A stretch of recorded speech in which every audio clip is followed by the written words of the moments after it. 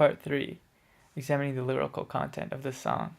So this is like probably going to be where I talk about how, all disclaimers being that this song is probably about sex, which, as someone who's sort of like a Jewish, now like Christian, Buddhist sort of like person, sex is like a very interesting thing, and I'm queer, so like that's a very uh, bucket of worms in the Abrahamic and even in the Buddhist traditions.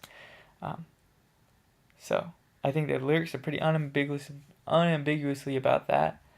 Yet they still remind me of my relationship with God, and I don't really want to talk too much about sexual ethics, so I could say a lot about that. But reflect on what I was saying about pleasure and how we might make pleasurable sensations an idol when there's so much more beauty out there. So yeah, like let me take a look at these lyrics. It starts with saying, "Everybody get up," and that's sort of the way I feel when I'm in the presence of the divine. I get up, I say, "Hey, hey, hey." And now Robin Thicke, he's singing these words. He says, "I can't hear what. If you can't hear what I'm trying to say, if you can't read from the same page, maybe I'm going deaf, maybe I'm going blind, maybe I'm out of my mind."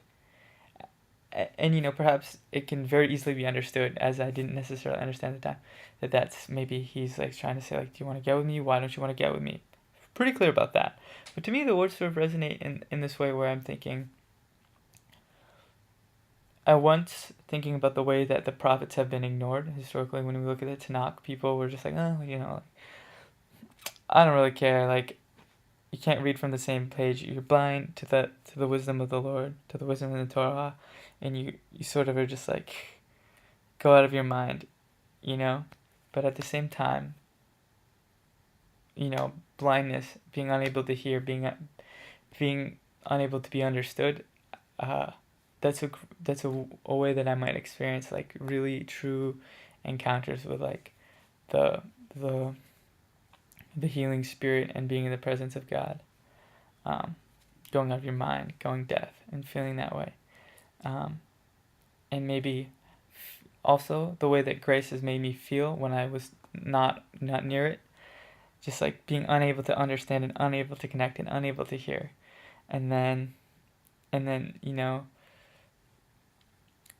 uh, when it says you want it, you want it. And that sort of reminds me of like my desire for God, my desire for Torah, my desire for Christ, my desire for Sangha, for Buddha, for Dharma, for the Father, the Son, Holy Spirit, for Torah study and family, for all these things. Uh, that's what I want.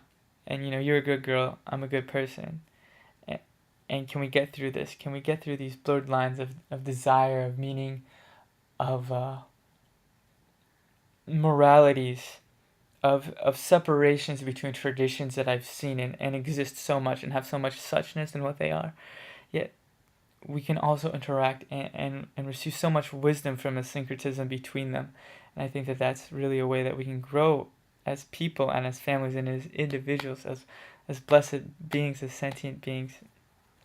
So, um, yeah, you know, um, uh, yeah. When I think about lyrics which are sort of on the matter of, okay, now he was close, tried to domesticate you, but you're an animal, baby, it's in your nature. Just let me liberate you. You know, this sort of, again, very unambiguously about trying to pick up a girl. But it's like being an animal, that we are all animals. That we have this soul which allows us to connect and deeply, deeply be different than other animals and connect with God in this very different way that maybe animals do. Um, and the way that he's trying to domesticate and also liberate. So to me, that sort of represents these two like strains, like how domestication might bring us in form with society.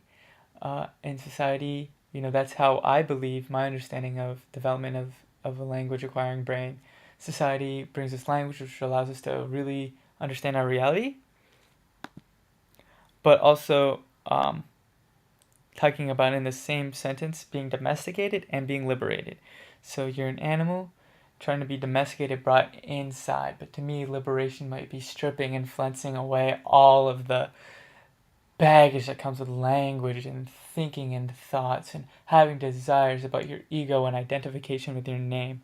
Um, and to me, the ultimate blurred line is the line between me and God, where I end and where God begins, where God ends and everything else begins. And knowing that not everything is God, not everything is made of God, but at least everything is an artifact of God.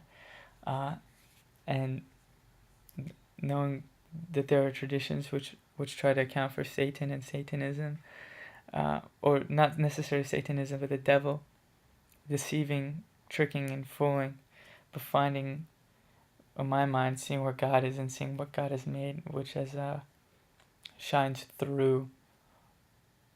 To me, the devil is more of a metaphor or an understanding of here's God, here are the artifacts He's created. The devil exists in repurposing the material things which are God's artifacts, and making you really believe that's all there is.